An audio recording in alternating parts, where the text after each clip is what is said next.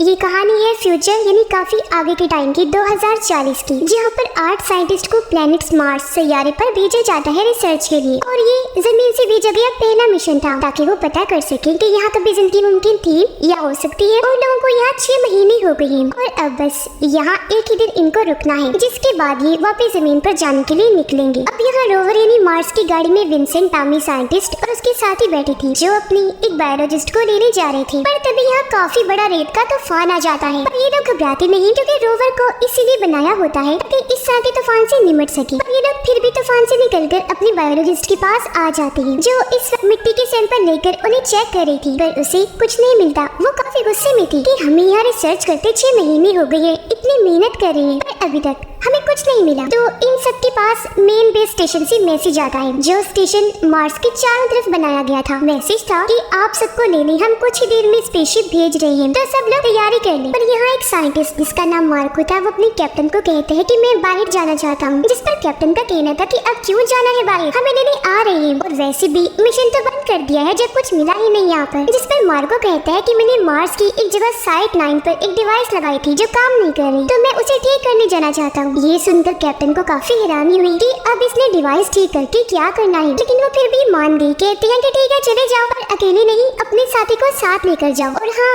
रात होने से पहले वापस भी आ जाना। अब ये लोग यहाँ से निकलने ही वाले थे कि तभी यहाँ विंसेंट, उसके साथी और बायोलॉजिस्ट भी आ जाते हैं। ये तीनों उनसे बात करने की कोशिश करते हैं, जहाँ मार्को का कहना था कि अभी देर हो रही है, मैं जल्दी में हूँ, मुझे डिवाइस ठीक करने जानी है कैसे भी करके। जिस बात से बायोलॉजिस्ट को काफी हैरानी हुई कि मार्को सिर्फ एक डिवाइस ठीक करने के लिए इतनी जल्दी में है। उसे शक हुआ, इसलिए वो मार्को का कंप्यूटर चेक करती है और जो चीज उसने देखी वो काफी हैरान कन थी, जो वो बाकियों को भी दिखाती है। असल में मार्को को साइट 9 मार्स की उस सतह पर लाइफ फॉर्म मिले थे, यानी कुछ ऐसे जानदार सैंपल जिससे पता चला कि यहाँ जिंदगी मुमकिन हो सकती है। जो देखकर सारे काफी हैरान रह गए कि मार्को डिवाइस को ठीक करने वाला बहाना बनाकर गया है। उसने हम लोगों को ये बात क्यों नहीं बताई। फिर थोड़ी और बातचीत करने पर ये अंदाजा लगा लेते हैं कि असल में वो इस खोज का सारा क्रेडिट खुद लेना चाहता है, जब तो इतनी जल्दी में गया वहाँ। अब ये जानकर कैप्टन मार्को के रोवर में कॉल करता है, जहाँ पर मार्को का साथी फोन उठाता है, क्योंकि वो अंदर था जबकि मार्को बाहर, क्योंकि वो अभी भी वहाँ साइड पर टेस्टिंग कर रहा था। वो मिट्टी लेता है, जिसको टेस्ट करने पर सच में ऐसे सैंपल उसके हाथ लग गए थे जिससे यहाँ जिंदगी मुमकिन हो सकती थी। और अपने ये कामयाबी देखकर मार्को काफी खुश हो जाता है। वो ये बात अपने साथी को बताने ही वाला था कि तभी वो जगह जहाँ मार्को खड़ा था वो जमीन नीचे धंस जाती है और वो एक काफी बड़े होल में जाके गिरता है, जो इन लोगों ने ये ड्रिलिंग खुदाई करके बनाया था। ये देख उसका साथी काफी घबरा गया। जल्दी से उतरकर बाहर आता है। फौरन उसने अपनी बेस पर भी इस बारे में बता दिया था। जहाँ थोड़ी देर के बाद कैप्टन अपने एक साथी के साथ आ जाते हैं, जो डॉक्टर थी, और क्योंकि वो मार्को की काफी अच्छी दोस्त थी, इसीलिए उसके साथी पर गुस्सा करती है कि तुमने उसे गिरने से बचाने के लिए कुछ क्यों नहीं किया। और कैप्टन को कहती है कि मैं जल्द से जल्द नीचे जाना चाहिए ताकि मार्को को बचा सके। जिस पर कैप्टन का कहना था कि ये होल काफी गहरा है और मेरा नहीं ख्याल कि इतनी ऊंचाई से गिरने पर मार्को बचा होगा, और हमारे पास नीचे जाने का कोई इंतजाम भी नहीं। हम पहले अपनी बेस पर जाएंगे, वहाँ से मेन स्टेशन पर राब्ता करके फिर यहाँ वापस आएंगे, जिसके बाद हॉल में भी चले जाएंगे मार्को को बचाने के लिए। इस पर वो डॉक्टर कहती है कि आप दोनों चले जाओ बेस पर, मैं यही रुकूंगी, क्योंकि मुझे लगता है जब तक हम वापस आएंगे देर हो जाएगी, और मैं खुद ही किसी तरह कोशिश करती हूँ नीचे जाने की। कैप्टन उसकी बात मान गई, इसलिए वो और मार्को का साथी बेस पर वापस आ जाते हैं। इस बारे में पहले यहाँ के लोगों को और फिर स्टेशन पर भी बता देते हैं। तब स्टेशन वाले कहते हैं कि आप अपने टूल्स औजार वगैरह लेकर जाएं वहाँ और मार्को को ढूंढने की कोशिश करें। अगर वो जिंदा मिल गया तो ठीक है, अच्छी बात है, पर अगर उसकी मौत हो गई हुई तो लाश को भी ले आना। जिसके बाद हम मार्को की ये लाइफ फॉर्म वाली खोज को दुनिया के सामने ले आएंगे। अब मार्को का साथी और बायोलॉजिस्ट यही बेस पर रुक गए, जबकि कैप्टन बाकियों को लेकर उसी जगह साइट 9 के लिए निकल जाते हैं। उधर डॉक्टर हॉल के अंदर देखने की कोशिश करती है, पर देख नहीं पाती, क्योंकि वहाँ से धुएं जैसी भाप निकल रही थी। इसलिए वो वापस रोवर में आकर बैठ जाती है, पर तभी उसे बाहर से आवाजें आने लगी, जैसे कोई रोवर के अंदर आने की कोशिश कर रहा है।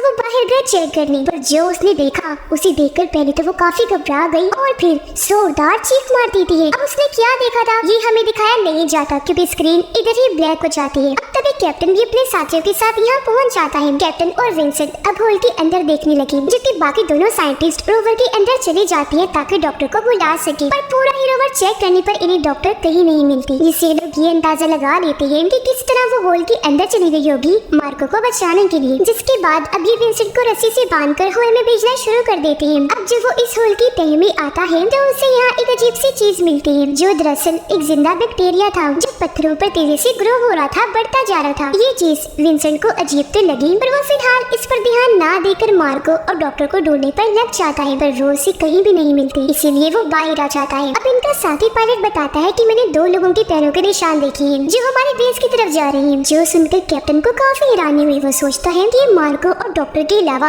यहाँ पर और कोई नहीं था, तो ये तो पक्का है कि पैरों के निशान उन्हीं के हैं। पर अगर मार्को बच भी गया था और डॉक्टर ने उसे बाहर निकाल भी लिया, तो वो रोवर में क्यों नहीं गई, ऐसे पैदल ही क्यों निकल गई। पर बेस में अलर्ट टाइप कि कोई उनके बेस की तरफ आ रहा है। तब बायोलॉजिस्ट और मार्को का साथी चेक करते हैं। उन्हें लगा कि हमारा ही कोई साथी होगा, इसलिए मार्को का साथी दरवाजा खोलने चला गया। उसने जब सुराग से देखा तो वहाँ मार्को था। तब दरवाजा खोलकर वो उसे अंदर कर लेता है, पर मार्को की हालत ठीक नहीं लग रही थी, इसीलिए उसका साथी जल्दी से उसका हेलमेट उतारता है। पर वो ये देखकर काफी डर गया कि मार्को का चेहरा बहुत काला पड़ चुका है, उसकी चीज भी अजीब हो गई है और अब वो इंसान तो बिल्कुल भी नहीं लग रहा। जिसके बाद वो अपना कंट्रोल खो देता है, ड्रिल मशीन लेकर अपने साथी पर हमला कर देता है। उसे मार मार कर मार्को ने काफी जख्मी कर दिया था, लेकिन फिर भी एन मौके पर वो सिक्योरिटी अलार्म बजा देता है, जो सुनकर बायोलॉजिस्ट बाहर आई चेक करने की क्या हुआ है। लेकिन तभी यहाँ मार्को के साथी डॉक्टर भी आ गई, उसका भी वही हाल था और यहाँ वो भी अपना कंट्रोल खोकर बायोलॉजिस्ट पर हमला कर देती है और पागलों की तरह उसके पीछे पड़ गई। पर बायोलॉजिस्ट उसे धक्के मारकर टांगों से मारकर खुद से दूर कर देती है और किसी तरह दोनों को एक कमरे में बंद कर दिया था उसने। यानी कि ये तो साफ हो गया कि पैरों के निशान इन दोनों के थे, पर किसी को ये अंदाजा नहीं था कि वो इस तरह के अजीब बन गए थे। अब तभी बाहर कैप्टन भी अपने साथियों के साथ आ जाते हैं। उन्हें जब बेस से अजीब आवाजें आई तो वो काफी घबरा गई, इसीलिए अपने साथियों को बाहर ही रोकते हैं और खुद अकेले ही बेस के अंदर जाते हैं चेक करने की आखिर बात क्या है। वो ये देखकर काफी घबरा गई कि यहाँ हर तरफ खून ही खून फैला हुआ है और बायोलॉजिस्ट उस कमरे के बाहर घबराई हुई खड़ी थी, जिसके अंदर उसने उन दोनों को बंद कर दिया था। उनकी हालत देखकर कैप्टन भी घबरा गई, सोचने पड़ जाती है कि इन्हें क्या हुआ, लेकिन वो बायोलॉजिस्ट को कहती है कि हमें जल्दी से यहाँ से निकलना होगा, ये बहुत खतरनाक लग रही है। अब बायोलॉजिस्ट तो यहाँ से बाहर आ गई, पर जब कैप्टन जाने वाली थी तब दरवाजा खोलकर मार्को बाहर आ जाता है और उसने कैप्टन पर भी हमला कर दिया था, उन पर वार करके। और वो जैसे तैसे अपनी जान बचाकर बाहर आ ही गई, लेकिन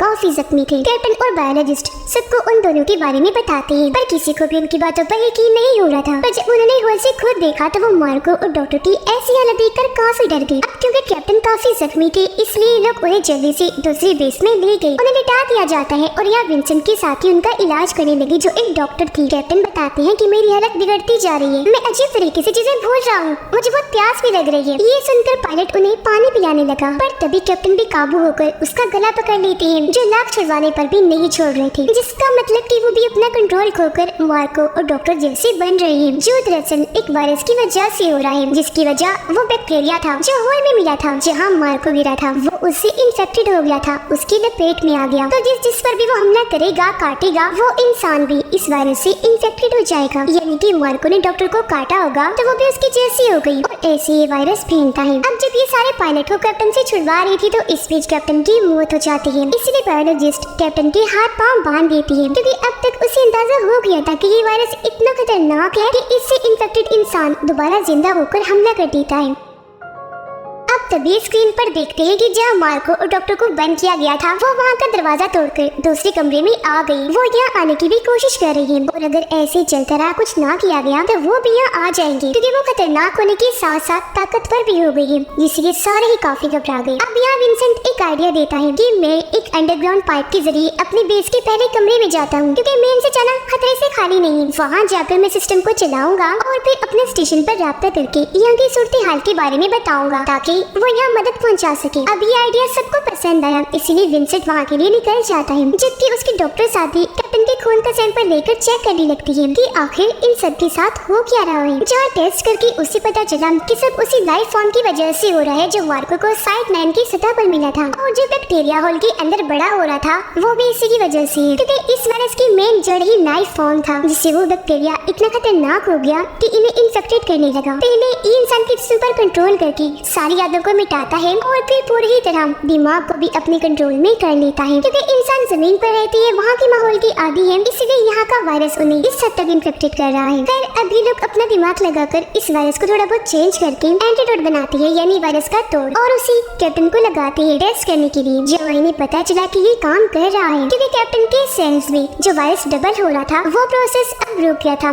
जो देखकर इन्हें अब थोड़ा सुकून का सांस आता है। उधर विंसेंट पहले कमरे में पहुंच गया था, जहाँ सिस्टम को ठीक करके दोबारा से चलाकर स्टेशन पर मैसेज भेजने में लग जाता है। पर तब यहाँ लाइट्स बंद होना शुरू हो गई, जिससे सिस्टम ऑन होने से पहले ही रुक गया। ये देखकर विंसेंट बाहर जाता है ताकि गड़बड़ी को देख सके, जहाँ उसे पता चला कि मार्को का साथी, जिस पर अंदर आते ही मार्को ने ड्रिल मशीन से हमला कर दिया था, वो भी इस वायरस से इन्फेक्टेड हो गया है और अपना कंट्रोल खोकर वो मेन सिस्टम में छेड़छाड़ कर रहा था। वो जैसे विंसेंट को देखता है उसकी तरफ भागने लगा। तब ये देखकर मार्को और डॉक्टर भी उसी तरफ आने लगे। अब विंसेंट की जान को खतरे में देखकर उसके साथी आवाज कर देते हैं, जिससे वो दोबारा उनके दरवाजे के पास ही आ गए, जो देखकर बायोलॉजिस्ट होल से उन पर इस एंटीडोट का स्प्रे कर देती है, जिससे वो लोग कमजोर होकर नीचे गिर जाते हैं। और तब तक विंसेंट भी पाइप के जरिए इसी कमरे में वापस आ जाता है, जिसके पीछे पीछे मार्को का इन्फेक्टेड साथी भी आ गया। अब यहाँ बायोलॉजिस्ट उन सबकी जान बचाने के लिए मार्को के साथी का ध्यान अपनी तरफ करके उन सबको बाहर जाने का कहती है। अब पायलट साथी गेट पर था, इसलिए उसे लग रहा था कि बायोलॉजिस्ट अंदर इसलिए रुक गई है क्योंकि अब वो भी इन्फेक्टेड हो चुकी है। इसलिए वो विंसेंट और उसके साथी को बाहर निकाल कर बायोलॉजिस्ट को मार के साथी के साथ ही अंदर बंद कर देता है, जो इन्फेक्टेड था, जिससे वो बेचारी वही उसके साथ ही फंस गई। और अब ये तीनों उस कमरे से बाहर भागने लगते हैं, जहाँ पर इन्फेक्टेड मार्को विंसेंट के साथी पर हमला करके उसे जख्मी कर देता है। तब ये लोग उसे जख्मी हालत में ही लेकर रोवर में आ गए और यहाँ विंसेंट अपने साथी को इंजेक्शन लगाता है ताकि उसे कुछ हो ना। अब इन लोगों को याद आता है कि इस रोवर में पावर एनर्जी कम है, पर स्काई प्लान पर खड़े एक रोवर में बहुत सारे पावर है, तो ये सब अब उसकी तरफ ही जाने लगे। इस बीच उन्होंने ये भी नोटिस कर लिया कि हमारे इन्फेक्टेड साथी भी अब हमारा पीछा कर रहे हैं, यानी कि जो इन्होंने एंटीडोट बनाया था